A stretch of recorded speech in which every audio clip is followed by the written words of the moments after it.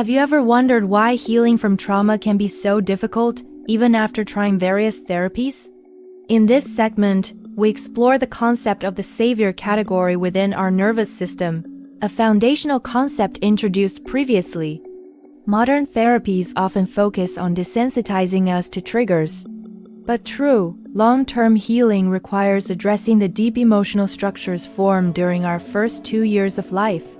When trauma strikes, our survival instincts revert to these early childhood interpretations, shaping how we respond to stress and danger. The savior is a powerful category created in infancy. It shapes what we believe will keep us safe. This savior can take many forms: a warrior or fighter ready to defend us, a trusted relationship offering protection, or even the pursuit of wealth and possessions to give us a sense of control. Understanding each person's unique savior is essential. It defines the language their survival state accepts. By speaking that language, whether through the warrior strategy or the stability of a relationship concept, we can negotiate with the nervous system and gently guide it toward a broader, safer path. Without this insight, people in a survival state may unintentionally transfer their need for a savior onto others, like a therapist or even a friend, a role no one can truly fulfill. Real and lasting progress comes from understanding and working with these deep-seated narratives, not just from temporary compliance. By recognizing and honoring our inner savior, we take the first step toward meaningful, long-term healing and our path out of survival. Hey y'all, it's Bear here. And in today's video, I'm following on from the last video where we were talking about how nervous system, our survival state, our narrative, and how our nervous system simplifies things down into really what we call either a threat box or category of how we perceive everything around us, or a savior. Now, in this video, like I said in the last one, I want to explore savior, that category that our nervous system has created from when we were very, very young. A lot of people ask me, why do I always focus on the first 2 years of a person's life?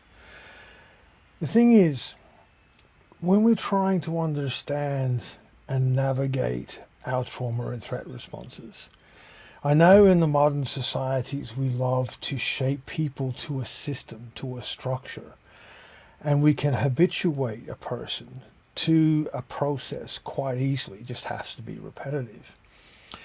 But does that really heal a person? And in my experience, like, I'm not throwing doubt on any of the modalities or therapies out there, but in all the years I've been around this stuff, I see people regress. I see people fall back into, ways that their trauma created so long ago. I see so many times therapy's not working. And I truly believe that it's because we don't understand anymore, or we don't value. We do understand it. We don't truly value the structures that make up a person. Our epigenetics and everything that we bring in from our ancestry, but also what we've done with it, and the very foundation of what we've done with all that information that we've inherited.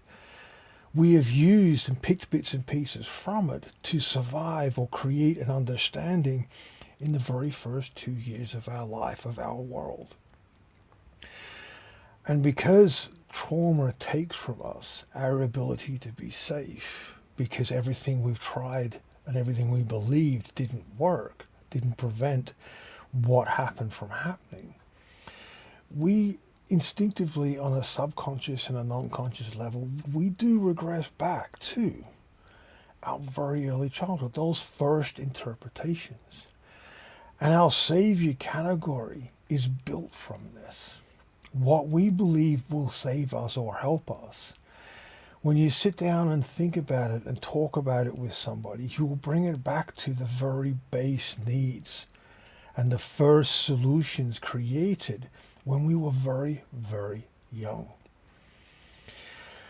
It can be what we've identified that is supportive or safe or structured to help us. It can be like, for some, it's seeing a strong person, a fighter, a warrior, a character in a movie, a character in a book, a warrior, a fighter, that can emulate a savior. It can be the need to be with someone, having, the princess and the prince, and all these structures, these stories, and all these things that were around us when we were very, very little, that shaped our core base interpretations and beliefs, shape the categories that we create in how we interpret the world as an adult, and drive, when we come from a survival state, when we're in a threatened or triggered state, what we seek to help us.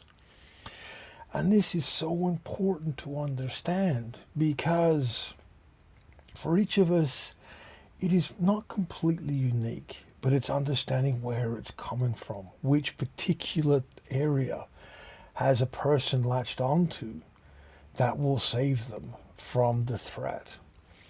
As I said, it can be a fighter or a warrior. So then a person, will only be receptive to things that will improve their survival by teaching them to fight, by teaching and supporting them in combat, by making the predator pay and go away, and revenge, and all these sorts of things that come with that side of things. When you're watching movies and that reinforces all of that belief, that shapes a person's response. And when we come out of a dorsal vagal shutdown and move through fight or flight, the person will quickly skip through flight and move to fight, as this will save me. So they will be drawn to what defines defense, what defines attack. And that is the language you can use to negotiate with those responses and those interpretations, to be able to find a pathway in. It's not promoting violence in any way, shape, or form, but it's using that methodology, that analogy, and the way you structure things to show a person's nervous system a more rounded way of interpreting the path to being safe again. The same with the savior thing that I see a lot is it being in a relationship. Yeah, a person is nothing without being in a relationship. And this is not a sexist thing to say, but a lot of women have this because the father is supposed to protect a little kid, a little girl. And the next step up from that is having a husband or a protector in that format. And even in same-sex relationships, one still takes on that persona quite often. I'm not, getting mixed up in any of the gender debate here, but I'm just looking at it in a simple thing of, if you believe the need to be in a relationship will save you, then again, if you are structuring an approach to negotiate with a person's survival state, you need to understand that, because that is what the language that the survival state will interpret the path to safe in. And again, it's navigating it to where it is actually a path to safe, not a path to being placed at greater risk or harm. And another very obvious one is the wealth, or our having possessions, having, that stability through having a lot of stuff around. We see this go the negative in the hoarded situations or in the super wealthy, but we also see people pursue that. And again, if that is what they latched onto when they're very young, as if I have money, then I can choose. I am in control. I have the ability to do what I want and get away where I want to leave to, and when I want to leave. Again, that's the language that the nervous system will be receptive to. That's the activities that you can start to use to engage the nervous system in broadening that category, that box. And why is all of this so important? When you are around trauma, as from the practitioner side of things, when you're around trauma from an advocacy side of things, and you're dealing with the observable understandings and the statistics and data around thousands and thousands of people in certain demographics, you can see the patterns of how much trouble people get into through the lack of understanding around these two categories of savior and threat. When you understand this, you understand the language that the nervous system will accept, the analogies that the nervous system will be more open to. And you can start to negotiate a lot more readily on a path to creating an environment, and a person's nervous system that's in survival will be more open to working and co-regulating with a safe group of people. Without this knowledge, you're guessing.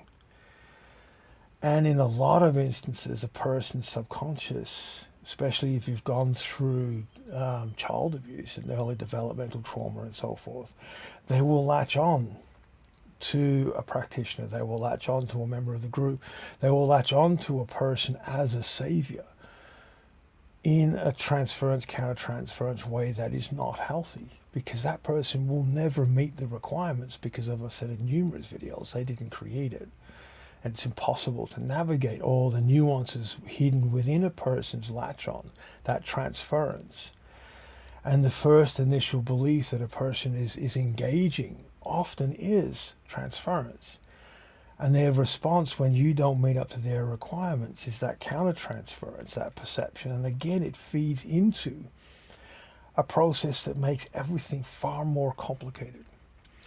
But if we understand and take the time to listen and learn for ourselves, if we are approaching someone in a therapeutic setting for help and support, taking the time to learn, well, this is how I can articulate what I'm seeking and what I require,